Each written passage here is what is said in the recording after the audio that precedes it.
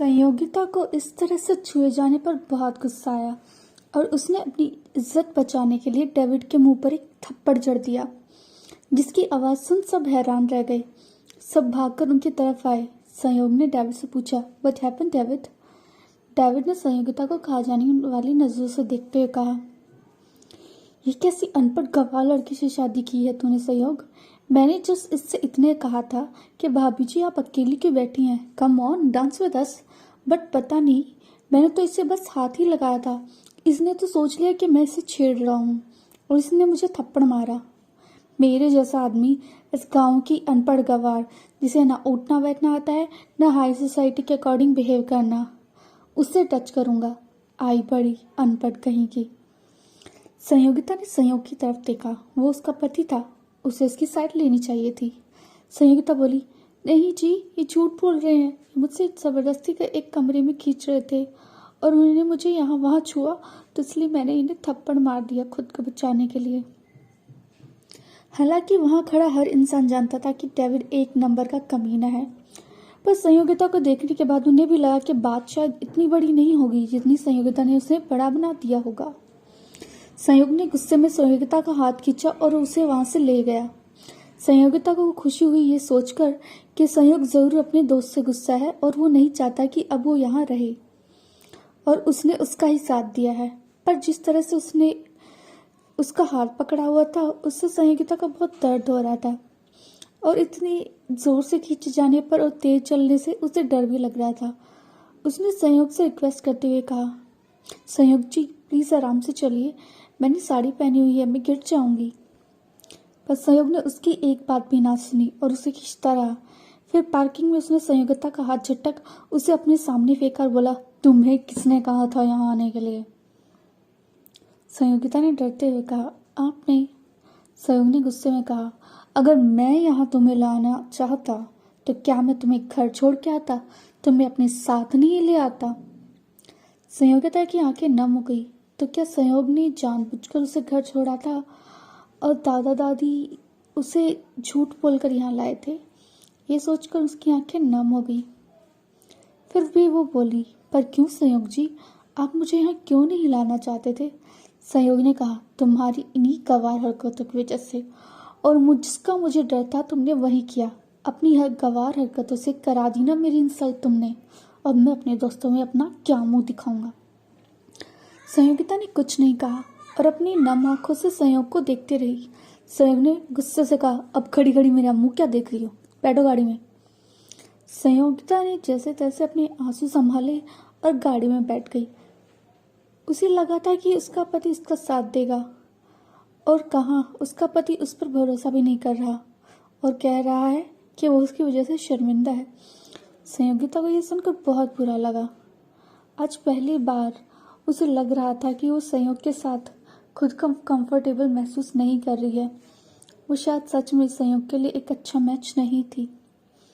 संयोगिता पूरे रास्ते रोती रही, पर संयोग ने उससे एक बार भी कुछ नहीं कहा और ना ही उसे चुप कराया।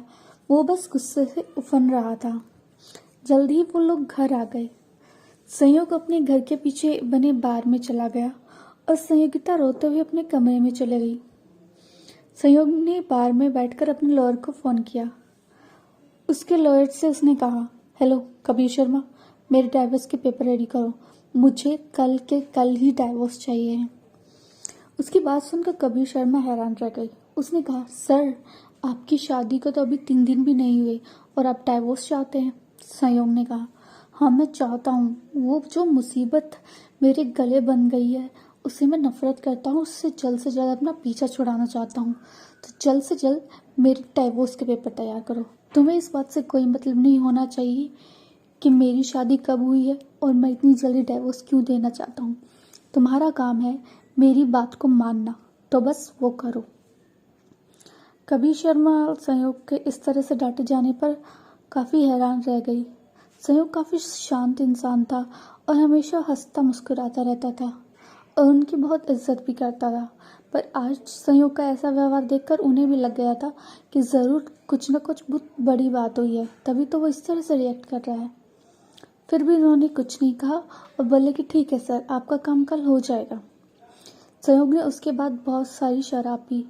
वो ना जाने कब तक पीता रहा, जब तक कि वो अपने होश नहीं भूल गया। संयोगिता कमरे में जाकर संयोग का वेट करने लगी, पर उसे गए हुए कम से कम 1 घंटा हो गया था और वो नहीं आया था। संयोगिता को अब उसकी चिंता हो रही थी। वो जानती थी कि वो बहुत गुस्से में है, कहीं वो गुस्से में कोई गलत कदम ना उठा ले, या फिर कहीं वो उस अनुप्रिया के पास ना चला गया हो। संयोगिता ये भी सोच रही थी। संयोग ने काफ़ी देर तक शराब पी और उसके बाद वहीं बार काउंटर के ऊपर सो गया। संयोगिता उसका इंतज़ार करके अपने कपड़े बदलने के लिए बाथरूम में चली गई। संयोग ने शराब पीने के बाद जैसे तैसे खुद को संभाला और अपने कमरे में आ गया। उसने इस बात पर ध्यान नहीं दिया कि रूम में संयोगिता नहीं है और वो सीधा बाथरूम में चला गया। पर जब उसने बाथरूम का दरवाज़ा खोला तो अपने सामने वो संयोगिता को देखकर हैरान रह गया, जिसकी साड़ी उतरी हुई थी और उसका ब्लाउज खुला हुआ था। वो उस चांदनी रात में एकदम चांद की तरह चमक रही थी। वो बहुत सुंदर और कोमल दिखाई पड़ रही थी। शराब पिया हुआ संयोग धीरे धीरे संयोगिता को देखकर अपने होश खोने लगा और आज की हुई सारी बातों को वो भूल गया। उसने संयोगिता का हाथ पकड़ा और उसे बेड पर ले गया, और उसे उम्मीद नहीं थी कि उसे ऐसा नहीं करना चाहिए था, क्योंकि अगर वो ऐसा करता तो फिर वो अब उससे तलाक की बात कैसे कर सकता था। पर उस समय संयोग को कुछ नहीं सूझा। वो उसकी खूबसूरती में इतना डूब गया कि उस रात जो उनके बीच नहीं होना चाहिए था वो हो गया। तो अब क्या होगा संयोग का फैसला?